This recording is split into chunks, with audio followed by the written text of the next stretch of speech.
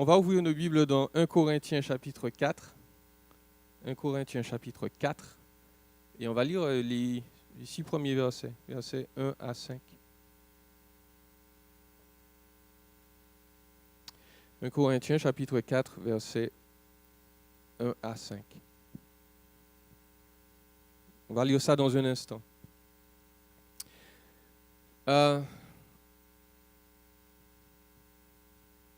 Je suis persuadé que certains d'entre vous, à un moment ou à un autre, peut-être maintenant, sont en train de se dire qu'ils vont laisser tomber. Ils vont laisser tomber quelque chose. Ils vont laisser tomber soit leur job, parce que le patron est difficile, parce que les circonstances sont compliquées. Certains d'entre vous se disent le mariage c'est trop dur. Je vais laisser tomber. Et puis peut-être que certains se disent, même Doxa, aller au temple tous les dimanches à Doxa, c'est compliqué aussi. Et si vous ne vous êtes jamais dit ça, ne vous en faites pas, ça va venir. Tôt ou tard. Et si vous pensez que ça ne viendra pas, je vous invite à relire l'épisode où Pierre a dit à Jésus, « Ah, moi, je ne vais jamais te laisser tomber, Seigneur, ça ne va jamais arriver. » Ainsi. Donc mon message, c'est peut-être pour quelques personnes, mais ce sera pour tout le monde à un moment ou à un autre de sa vie. Et mon message est simple. Nos valeurs affectent notre vision ou nos visions ou notre vision de nous-mêmes. Ils vont affecter le verdict que Dieu va poser sur notre vie, la sentence que Dieu va poser sur notre vie. Il faut avoir en particulier la bonne valeur ce matin. Parce qu'on peut se donner beaucoup, on peut faire beaucoup d'efforts pour Dieu et puis ne pas avoir de fruits. Et puis on peut se dire, c'est complètement inutile. Ça fait des années que je travaille, ça fait des années que je supporte ce que je supporte, je ne vois rien venir. Et Dieu nous dit ce matin qu'il y a une caractéristique, une valeur en particulier sur laquelle nous devons vraiment baser notre vie chrétienne. Et non, ce n'est pas l'amour, non, ce n'est pas seulement la patience, mais c'est la fidélité. La fidélité. Lisons notre texte dans 1 Corinthiens 4, verset 1. Je lis dans la seconde 78. Ainsi qu'on nous regarde comme des serviteurs de Christ et des administrateurs des mystères de Dieu. Du reste, ce qu'on demande des administrateurs, c'est que chacun soit trouvé fidèle. Pour moi, il m'importe fort peu d'être jugé par vous ou par une juridiction humaine. Je ne me juge pas non plus moi-même, car je n'ai rien sur la conscience. Mais ce n'est pas pour cela que je suis justifié. Celui qui me juge, c'est le Seigneur. C'est pourquoi ne jugez de rien avant le temps, avant la venue du Seigneur qui mettra en lumière ce qui est caché dans les ténèbres et qui manifestera les desseins des cœurs. Alors, la louange de chacun viendra de la part de Dieu. Prions. Seigneur, nous te demandons, c'est toi qui es le Dieu de la parole, c'est toi qui l'as inspiré, qui l'as insufflé à ses auteurs et c'est toi qui es capable de l'illuminer à nos yeux encore par ton esprit ce matin. Nous prions que cette parole, selon ta promesse, ne revienne pas à toi sans effet, qu'elle produise le fruit, Seigneur, de la consécration de la repentance que tu attends et qu'à la fin, Jésus soit glorifié, lui qui est le mot, le verbe, la parole incarnée. Et nous te demandons cette grâce dans le nom de Jésus. Amen. Je répète donc, nos valeurs affectent notre vision et nos valeurs vont déterminer le verdict de Dieu. Ce qui est le plus important pour nous va affecter la manière dont nous nous comportons et notre mission. Mais ça, tout le monde le sait. Tout le monde sait que nous devons avoir des valeurs. J'ai lu l'exemple d'une entreprise qui prônait comme valeur la franchise. Et l'un des employés qui raconte ça, il dit qu'il venait d'arriver dans cette entreprise et il y avait une petite conférence téléphonique avec le grand patron. Et soudainement, l'un des employés, il dit au patron, écoute, il l'appelle Larry par son prénom en plus, il dit, écoute Larry, je ne pourrais pas rester. parce que le poisson rouge de mon fils a l'air d'avoir des problèmes là. Il faut qu'on l'emmène au vétérinaire tout de suite. Et donc, l'employé qui raconte ça, il est choqué. Il dit, mais tu interromps une réunion super importante avec le big boss pour un poisson rouge. Et il a été encore plus choqué quand le patron lui a dit, écoute, non, vas-y, ça c'est vraiment super important. Non, ça m'est arrivé aussi. Vas-y, pas de problème. Et là, il était choqué. Pourquoi ? Parce que l'entreprise vivait vraiment sa valeur. Il avait dit, le patron, l'une des choses que je veux, c'est la franchise, l'honnêteté et la transparence. Et l'employé lui a dit vraiment, là, mon fils, si son poisson rouge meurt, ça va être terrible. Et le grand patron a dit, vas-y, pas de problème. Ces gens-là vivent leurs valeurs. Et parfois, nous, les chrétiens, nous vivons sur des valeurs, mais qui ne sont pas toujours les bonnes. Parce qu'il faut être très clair, tout le monde a des valeurs. Même les terroristes ont des valeurs. Les terroristes ont des valeurs qui sont absolument atroces. Les criminels ont des valeurs aussi. Ils aiment la loyauté, ils aiment la fidélité aussi dans tout ce qui est malsain. Et nous, on doit se demander est-ce qu'on a la bonne valeur. Et la raison pour laquelle je pose cette question, c'est le contexte qu'il y avait à Corinthe. C'est la première chose qu'il nous faut voir. Vous le savez, l'église des Corinthiens, c'était un désordre international. C'était une église de personnes immatures, de personnes qui étaient parfois méchantes, de personnes immorales carrément, mais de personnes qui sont déclarées saintes.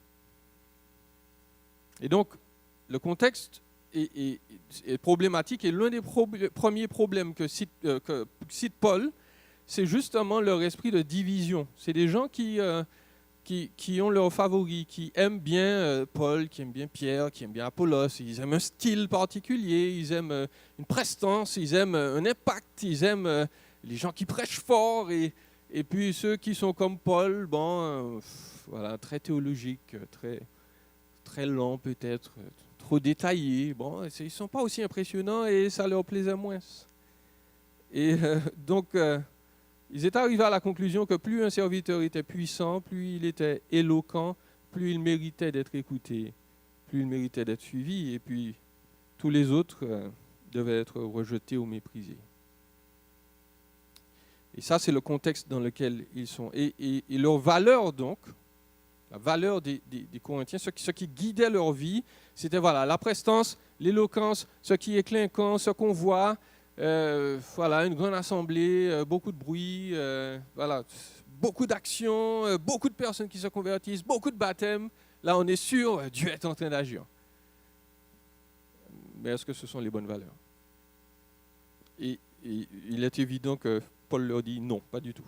Paul commence à leur dire au chapitre 1, et puis il revient là-dessus au chapitre 4. Et il leur dit qu'il faut avoir les bonnes valeurs. Pourquoi je parle de ces valeurs-là, de ces éléments importants ? Parce que Paul lui-même en parle. Il dit, quand il commence son texte, « Ainsi qu'on nous regarde comme des serviteurs de Christ », dans ma version.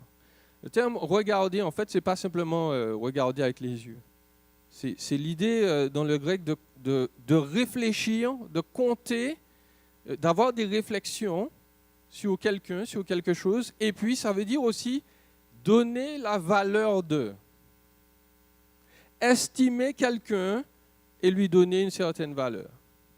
Et donc, Paul dit aux Corinthiens, les gars, il faut vous arrêter et réfléchir. Est-ce que vous avez les bonnes valeurs en tête ? Et moi, je vous demande de me regarder. Paul dit aux Corinthiens, regardez-moi et donnez-moi la bonne valeur. Ayez les bonnes valeurs à l'esprit, utilisez les bonnes mesures, parce que ce sont seulement les mesures et les qualités que Dieu apprécie qui vont être valables. Et dans notre texte ce matin, ce sur quoi Paul se focalise, c'est bien la fidélité. Vous notez, verset 2, ce qu'on demande des administrateurs, c'est que chacun soit trouvé fidèle. Et là, si vous devez juste retenir une chose, après ça, vous pourrez vous endormir. Dieu n'attend de nous que ça. Je veux dire, Dieu ne va pas se mettre à féliciter ses enfants en disant « Oh, tu as eu tellement de personnes qui se sont converties, vraiment c'est beau, excellent. Ou bien, oh, tu as su parler sans peur lorsque la persécution est venue, oui, excellent, très beau. Dieu va nous récompenser sur le fait que nous avons été fidèles. Je vous le démontre tout à l'heure. Mais je voudrais commencer par dire, c'est quoi la fidélité? C'est quoi la fidélité? Et on peut penser à toutes sortes d'idées. Il y a l'idée, bien entendu, d'être toujours consistant dans nos idéaux, de coller à la personne, de ne pas lâcher la personne ou l'idéal que nous avons. C'est vrai.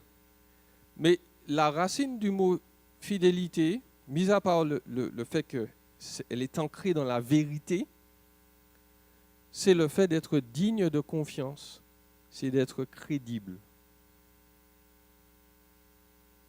Digne de confiance et crédible. Et puis aussi, il y a l'idée d'être constant, je l'ai dit, dans notre devoir à nous-mêmes et aux autres. Et la question centrale, c'est est-ce que nous sommes fidèles? Est-ce que nous sommes fidèles à Dieu? Est-ce que nous sommes fidèles dans notre famille à l'idéal que Dieu nous donne pour la famille? Est-ce que nous sommes fidèles dans notre communauté pour annoncer l'Évangile? Est-ce que nous sommes fidèles à notre famille spirituelle, qu'est l'Église de Doxa? Parce qu'encore une fois, et on y arrive tout de suite, Dieu ne va pas nous demander plus que ça. Je voudrais attirer votre attention sur un texte dans l'Évangile de Matthieu, au chapitre 25. Matthieu 25, on va lire juste quelques versets, je voudrais que vous les lisiez avec moi. Vous les connaissez bien.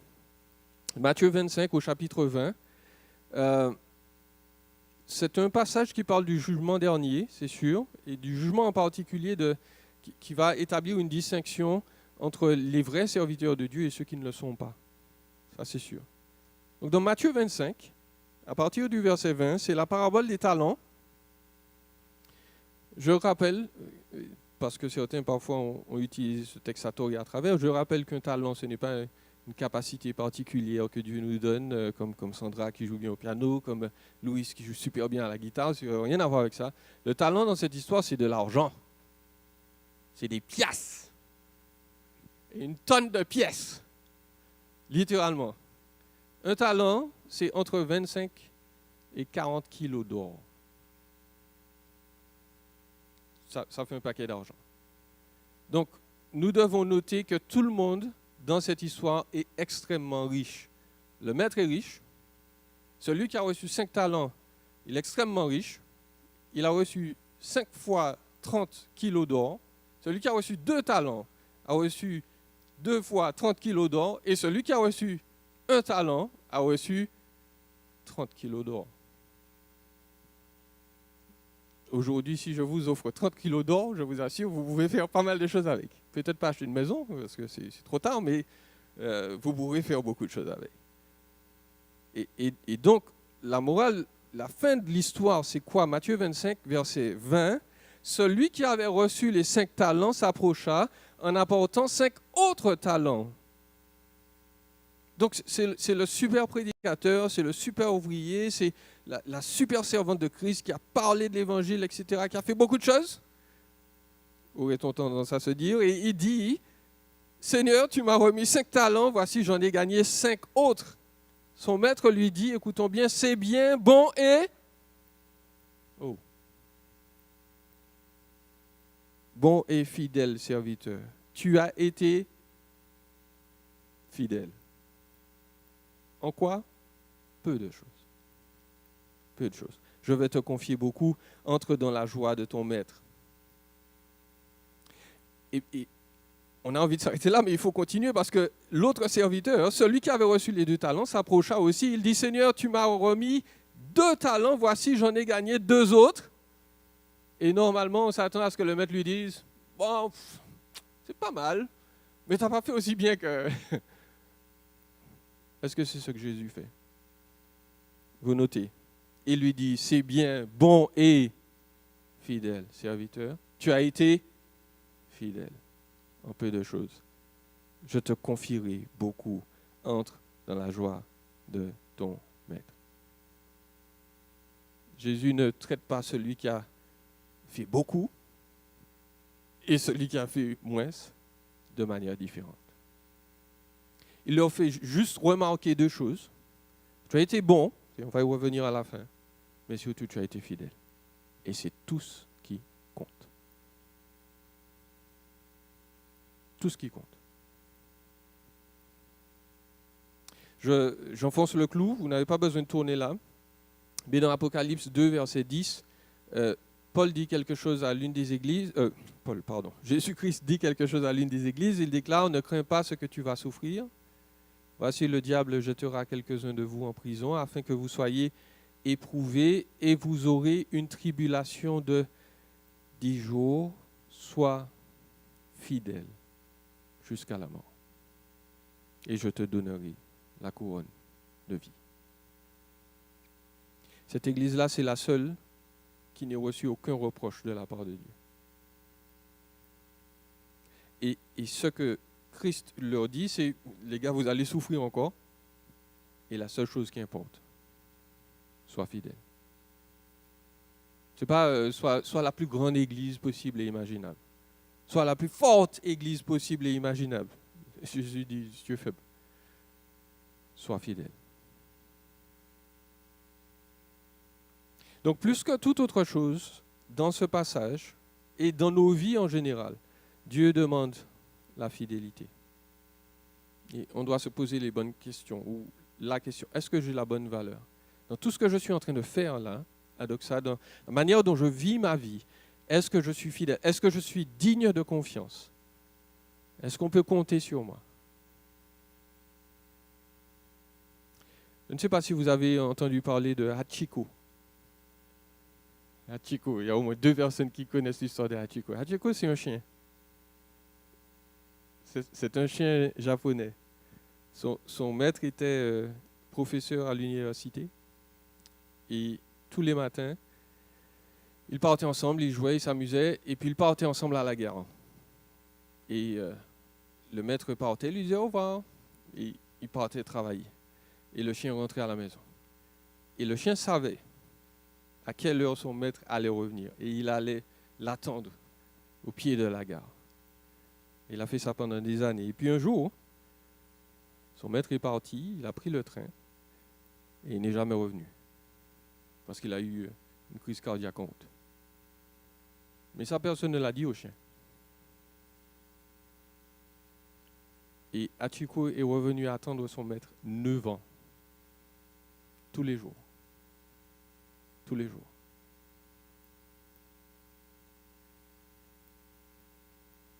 Jusqu'à sa mort.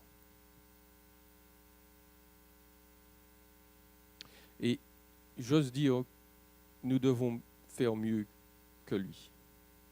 Envers Christ, envers nos familles, envers notre assemblée.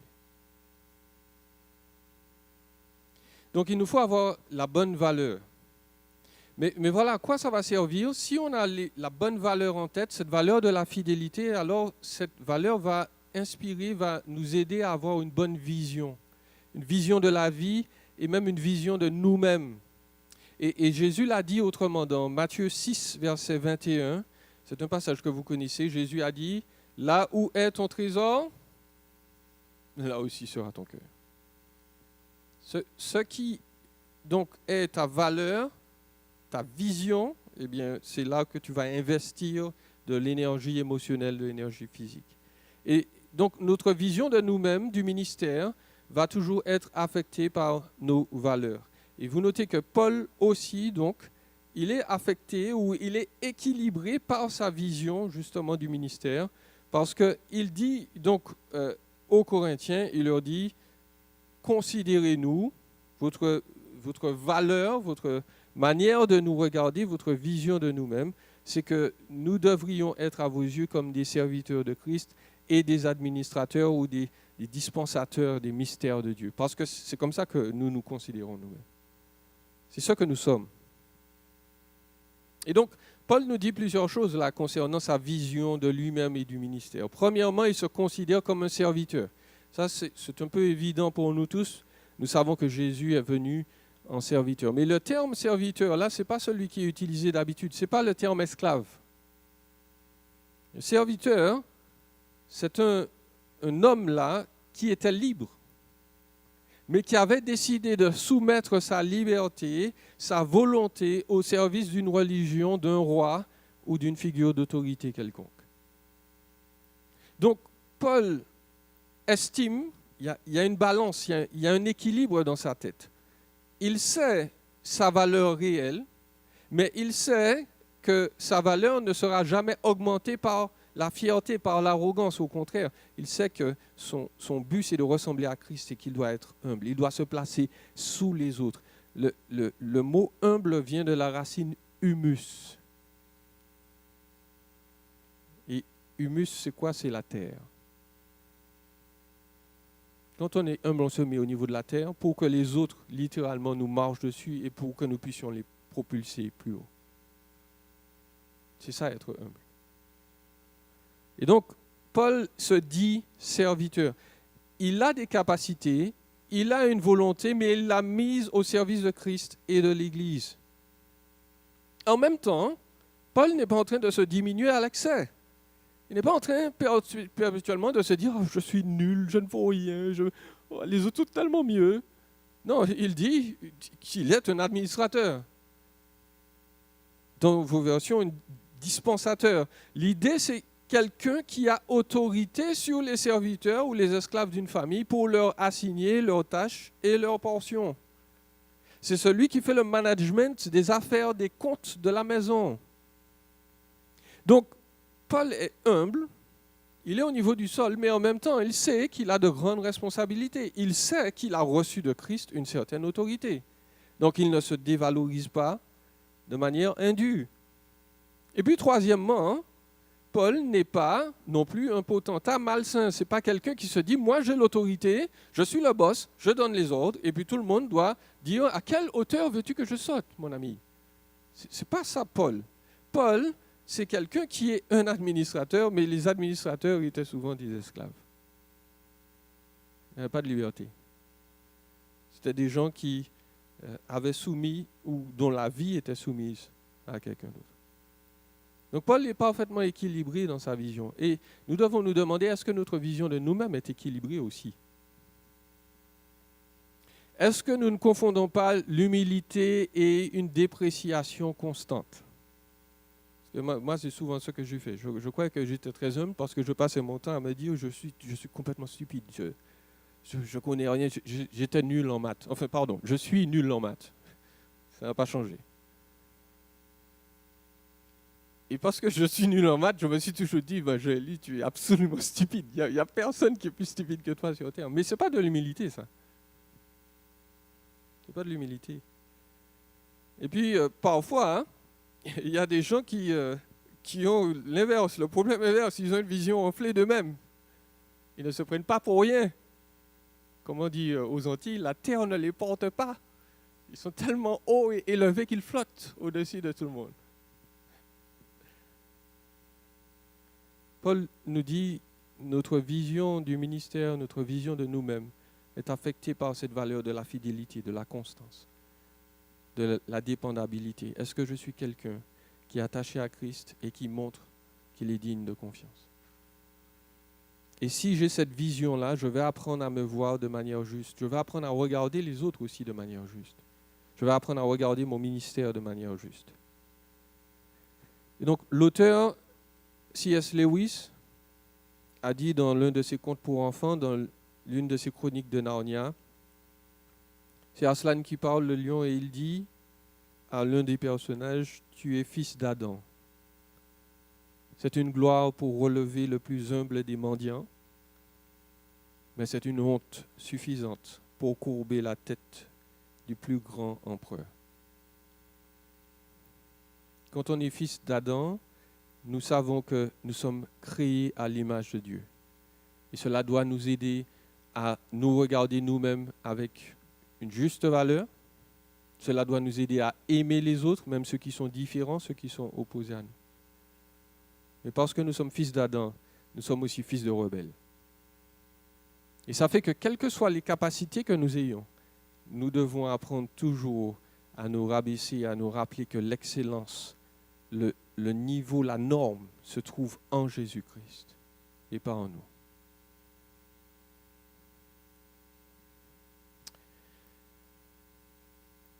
Je dois continuer. Nous sommes au troisième point. Non seulement notre valeur de la fidélité va affecter notre vision de nous-mêmes, du ministère, mais aussi elle va affecter le verdict que nous recevrons de la part de Christ.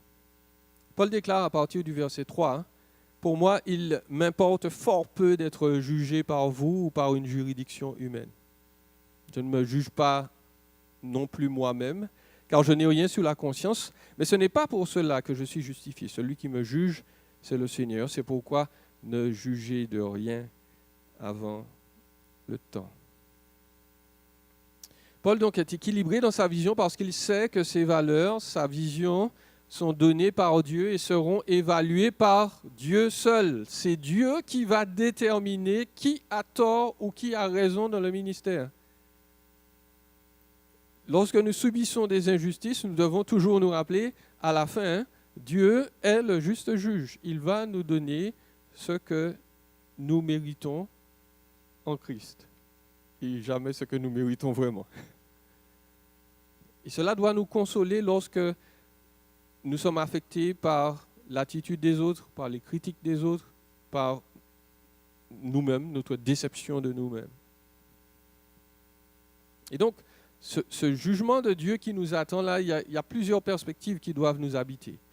Je ne sais pas si cette mode-là est passée ici au Québec, mais en Martinique, il y a eu une époque, jusqu'à maintenant d'ailleurs, j'en vois toujours, où les jeunes en particulier mettaient des stickers, des autocollants derrière leur voiture, et sur les autocollants, il était écrit « Nobody can judge me ».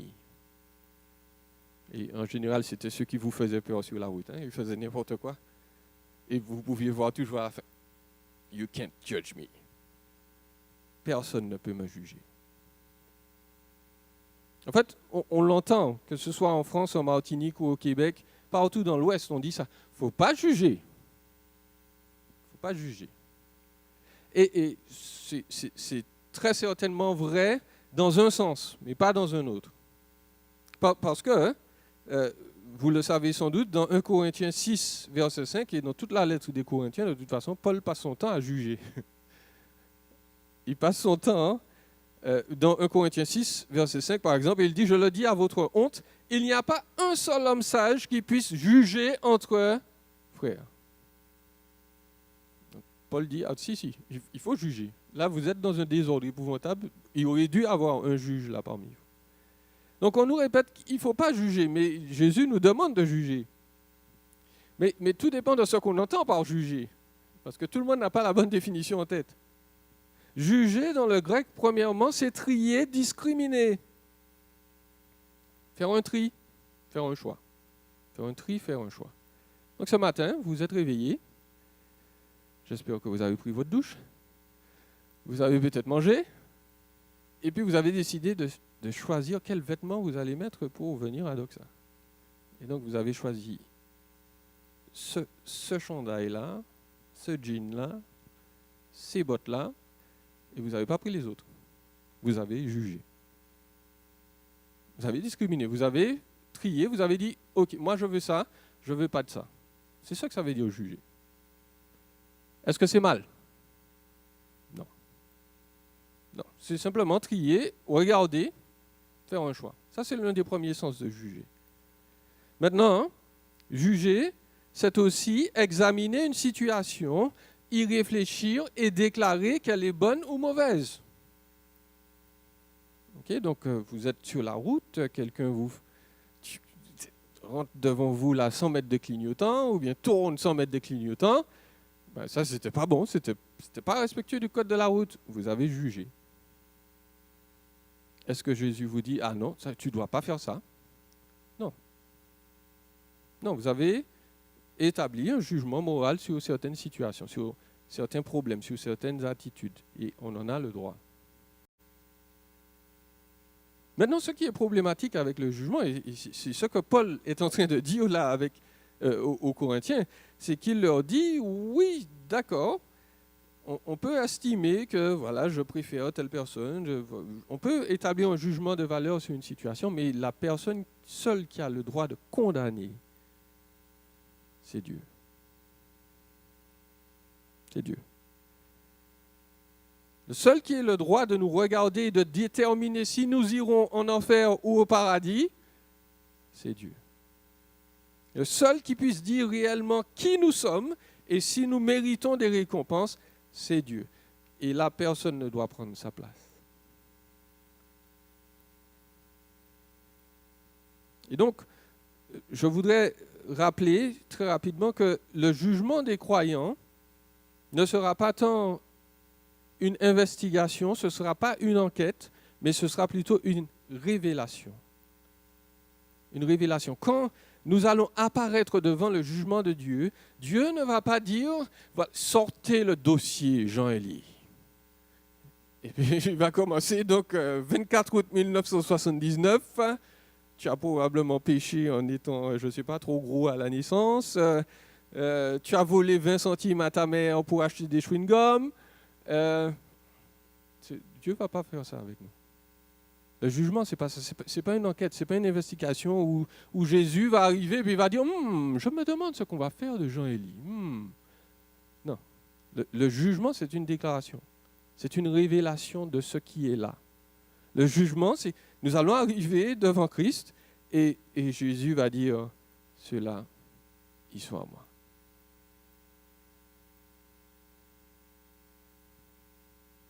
Le jugement, nous l'avons dit tout à l'heure, c'est lorsque Dieu va nous déclarer devant toute l'humanité, devant tout l'univers, devant tous les anges et tous les démons.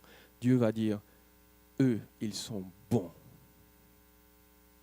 Pas parce qu'ils auront fait beaucoup de bonnes choses, c'est pas ça l'idée. C'est parce qu'ils sont cachés en Jésus-Christ. Ils ont reçu la perfection même de Jésus-Christ. Nous affirmons que parce que nous avons mis notre confiance dans Christ crucifié et ressuscité pour nous, Dieu nous a donné un statut d'homme et de femme parfait. Il y a des années de ça, on avait fait un petit sondage dans une conférence de pasteurs aux États-Unis. On avait posé à plusieurs d'entre eux, est-ce que vous pensez qu'il faut être parfait pour entrer au ciel? Et la grande majorité a dit non. On n'a pas besoin d'être parfait pour entrer au ciel. Et la grande majorité a démontré qu'ils ne connaissent pas et ne comprennent pas l'Évangile. Parce que pour entrer dans la présence de Dieu, il faut être parfait.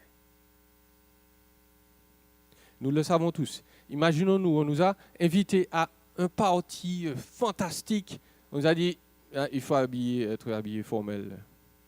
Il faut mettre son costume, il faut mettre sa cravate.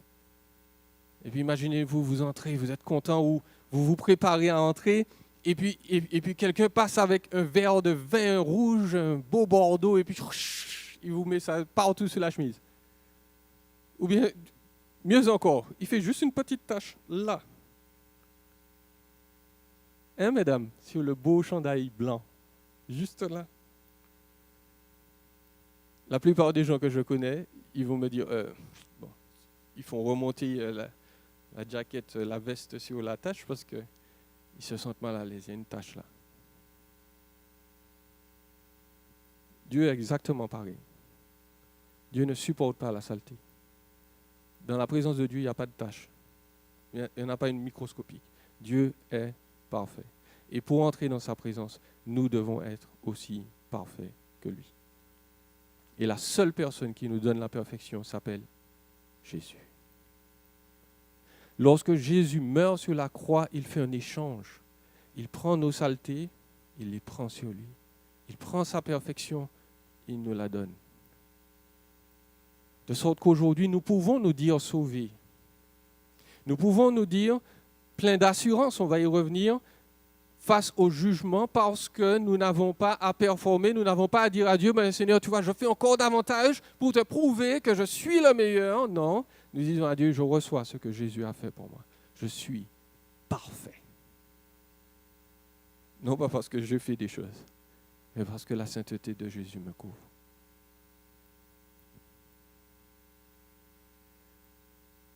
C'est ce qui nous donne de l'assurance le jour du jugement. Nous connaissons tous Jean 3, verset 16, n'est-ce pas? Car Dieu a tant aimé le monde qu'il a donné son Fils unique, afin que quiconque croit en lui ne périsse point, mais qu'il ait la vie éternelle. Et beaucoup s'arrêtent là, mais ils oublient l'autre partie, verset 17. Dieu, en effet, n'a pas envoyé son Fils dans le monde pour qu'il juge le monde, mais pour que le monde soit sauvé par lui. Et Jean continue en nous disant, celui qui croit en lui n'est point jugé. Celui qui ne croit pas, il est déjà jugé, parce qu'il n'a pas cru au nom du Fils unique de Dieu. Est-ce que nous croyons? Est-ce que nous avons la bonne valeur? Et est-ce que nous avons réalisé que cette valeur affecte notre vision et que cette valeur de la fidélité à Christ, c'est ce qui va nous assurer que lors du jugement, nous serons déclarés bons et fidèles. Il me faut terminer là avec quelques applications. Je voudrais reparler de cette notion de valeur et puis de l'image que nous avons de nous-mêmes. Je voudrais rappeler que notre valeur ne dépend pas de ce que les autres disent de nous. Notre valeur ne dépend pas de ce que nous sommes capables de produire. Notre valeur ne dépend pas de ce que nos parents ont dit de nous. Notre valeur ne dépend surtout pas de ce que l'on dira de nous sur les forums ou les médias sociaux. Parce que nous vivons dans une ère où on peut canceller, on peut jeter dehors, rejeter, humilier publiquement, de manière internationale, ceux qui n'aiment pas l'opinion que nous émettons. Et les jeunes, en particulier, ils sont sensibles. Ils vivent dans un monde où la vie d'étrangers, de personnes qu'ils n'ont jamais vues, va compter plus que la vie de leurs parents et parfois la vie de Christ. Ils vont poster une vidéo sur Internet et ils vont attendre les likes, ils vont attendre les félicitations et ils vont s'effondrer quand il y aura des opinions contraires parce que leur valeur dépend de ce que les autres disent. Et ça, c'est un jeu très dangereux. Et je veux encourager tout un chacun, non seulement à s'encourager, à se complimenter, à se donner donc de la valeur constamment, à rappeler aux autres, tu sais, effectivement, tu es aimé, comme la petite carte que j'ai reçue là quand je suis venu à l'inauguration de Doxa. On ne m'avait jamais fait ça avant. Tu es aimé. J'ai dit, waouh. Mais c'est vrai. C'est vrai. Je suis aimé, mon père me l'a dit, ma mère me l'a dit. Mon frère me l'a dit, pas très gentiment, mais il me l'a dit aussi. Mon épouse me l'a dit. Le peuple de Dieu me l'a dit. Mais il y a des personnes qui ne reçoivent jamais ce message. Même parfois dans l'église, il y a des personnes qui l'entendent et qui n'arrivent pas à le recevoir. Et ça peut être dangereux quand la famille, quand l'église ne joue pas son rôle. Cette semaine, j'étais à une conférence avec le fellowship. Et l'une des tables, il y avait plusieurs tables, plusieurs ministères exposés qu'on pouvait aider, soutenir. Et l'une des tables soutient un ministère qui aide les chrétiens à lutter contre le trafic d'enfants, le trafic de jeunes. Et l'une des personnes qui était là à cette table, c'était une jeune femme. Elle m'a dit, moi j'ai été trafiquée.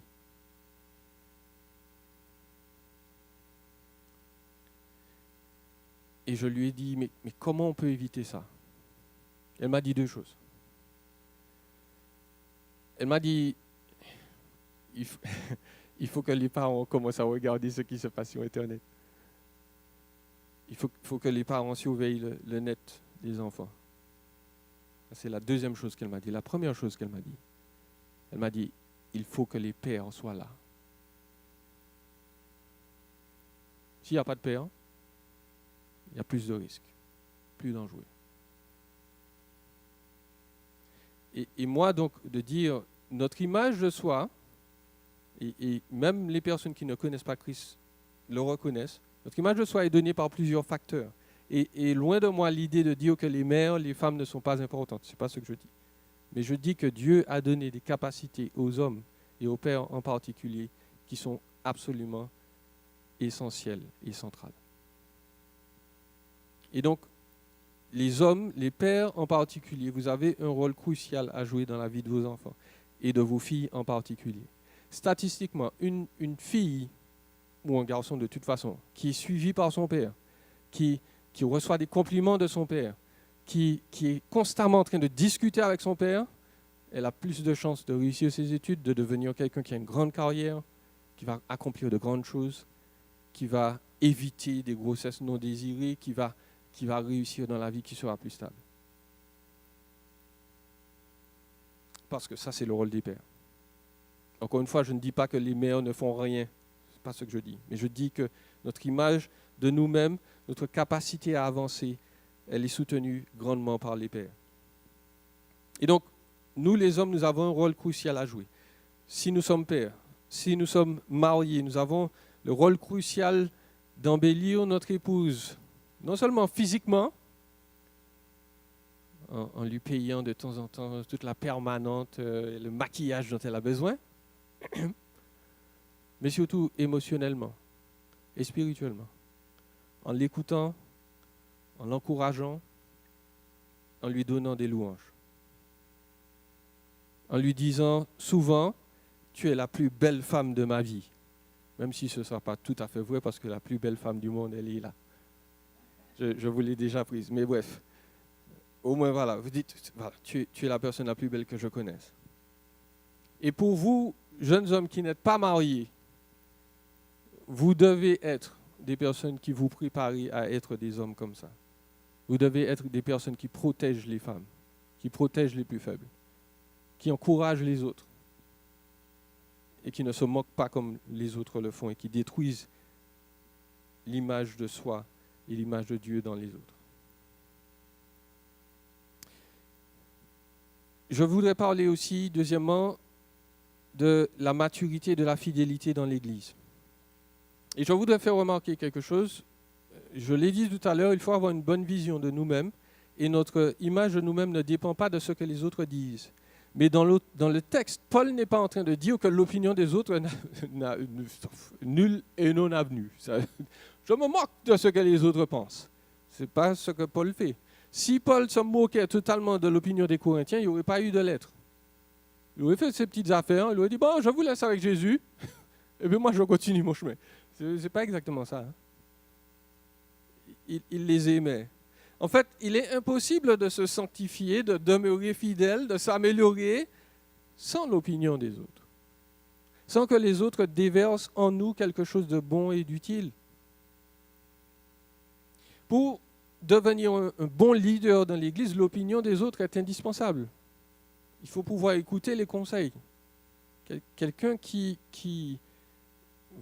Vous avez sans doute rencontré ce genre de personnes-là. It's my way or the highway. C'est tout droit. On lui dit, écoute, tu sais, il faudrait peut-être tourner. Il dit, non, je ne tourne pas. Je vais tout droit. C'est pas comme ça qu'on grandit, c'est pas comme ça qu'on devient humble dans la foi. Nous devons apprendre à écouter l'autre.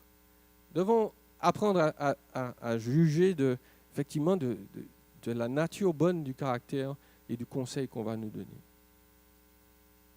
Et donc, le chrétien, certes, il n'est pas appuyé sur les autres au point où si les autres le critiquent, il va s'effondrer, mais en même temps, hein, c'est quelqu'un qui écoute, c'est quelqu'un qui est sage, c'est quelqu'un qui s'interroge, c'est quelqu'un qui s'examine. Le chrétien s'encourage, ou le chrétien encourage ses frères et sœurs. Ce n'est pas quelqu'un qui est là et qui fait ses petites affaires tout seul dans son coin. Lorsqu'on est mature, on veut bénir, on veut encourager, on va certes reprendre l'autre, mais on va le reprendre avec maturité. Et puis, je dois terminer. La dernière chose que ce texte nous donne, c'est une grande assurance. Non seulement nous savons que nous verrons Christ parce qu'il est mort, il est ressuscité pour nous, mais nous savons que parce que nous demeurons fidèles, nous allons arriver le jour du jugement, non seulement avec cette tranquillité-là, Dieu va m'accepter, mais en plus avec cette confiance que nous allons recevoir des récompenses. Le chrétien, il n'a pas peur de mourir. Paul dit, bon, le jugement vient, mais je sais que ça va bien se passer. Il n'est pas inquiet. Il sait que la mort va lui ouvrir une porte vers ce royaume éternel. Les anges vont l'accueillir, vont transporter son âme dans la présence de Christ, et il va attendre là jusqu'à la résurrection et l'éternité. On est confiant, quelles que soient les circonstances de la vie. On n'a pas peur de mourir. On peut avoir peur de mourir d'une certaine manière, mais on n'a pas peur de mourir. Il y a des années de ça, j'étais en Corée en train de visiter ma belle famille, mon beau-père, ma belle-mère, et puis je pense qu'on sortait d'un restaurant, et le restaurant nous avait donné un petit bonbon. Et donc moi je mangeais mon bonbon, on était sur la route, et je ne sais pas ce qui s'est passé, j'ai avalé le bonbon. Donc pas de panique, je me suis dit, bon, c'est pas grave, ça va descendre. Il n'est pas descendu, il est resté juste là. Alors, bon, je ne m'inquiète pas trop vite, donc je me dis, bon, ça va bien finir par descendre. Donc j'essaye de faire des efforts et le bonbon ne descend pas, il est coincé là. Et je commence à ne plus pouvoir respirer. Donc, je me dis, mais c'est pas possible. Alors, mon beau-père, il voit ça, il s'arrête, il commence à me donner des claques dans le dos. Ça ne bouge pas. Donc, je commence à avoir le voile gris. Je me dis, bon, ben, Seigneur, c'est peut-être l'heure, effectivement. Donc, je me prépare. Je me dis, bon, ok, Seigneur, pas de problème, je suis prêt. Et puis, il y a une pensée dans ma tête qui me dit, mais quand même, je me dis, tué par un bonbon. C'est nul. Et puis, bon, ben, le Seigneur a dû avoir compassion de moi. Visiblement, je suis pas ressuscité. Mon beau-père a encore tapé, le bonbon est sorti, et j'ai survécu. Le chrétien n'a pas peur de mourir. Il peut avoir peur de la douleur, mais il a une assurance. Cette assurance que personne, qu'aucune religion ne donne. Christ la donne. Je sais où je vais. Même si je meurs aujourd'hui, là, demain, à cette minute-là, je sais que Jésus m'attend. Pas peur de mourir. Et non seulement je n'ai pas peur de mourir, mais je sais que Jésus m'attend. Jésus m'attend et il va déclarer ce que je suis vraiment, ce que les autres n'ont pas vu, ce que je voulais faire et qu'ils n'ont pas compris. Ce sera révélé ce jour-là. Il va me dire, c'est bien, bon et fidèle serviteur, c'est bien, bonne et fidèle servante. Tu as été fidèle en peu de choses. Je vais te confier beaucoup. Entre dans la joie de ton maître. Que le Seigneur nous donne donc de demeurer fidèles. Fidèles à sa parole, fidèles à son évangile, fidèles à notre œuvre ou à l'œuvre qu'il nous confie. Parce que les récompenses s'en viennent. Amen. Amen. Prions. Seigneur, merci pour l'église de Doxa ce matin. Merci pour toutes ces personnes que tu as sauvées et que tu places dans ce quartier en particulier comme un témoignage de lumière. Je prie que tu encourages tout un chacun, tous ceux qui sont peut-être affaiblis, abattus, tous ceux qui se sentent mal et qui voudraient que les choses soient différentes. Que vraiment tu leur donnes une espérance nouvelle et que dans les jours où, Seigneur, l'épreuve va s'accentuer, bien que tu leur donnes une paix qui surpasse toute chose. Parce que toi, tu es fidèle et tu nous appelles à l'être. Merci pour la perfection que tu nous as donnée en Jésus. Merci pour la certitude de sa paix, de son acceptation et même de ses louanges au jour de l'éternité. Que vraiment nous puissions persévérer dans la fidélité jusqu'au jour où nous nous reverrons là-haut tous ensemble et où nous recevrons le mot final, le mot de récompense, le mot de bénédiction de ta part. Que nous soyons tous fidèles, Seigneur, à cette œuvre. Soutiens cette Église, renouvelle-la, fais-la grandir en force, en maturité, en nombre. Que ton nom soit glorifié. Et c'est dans celui de Jésus que nous t'avons prié. Amen.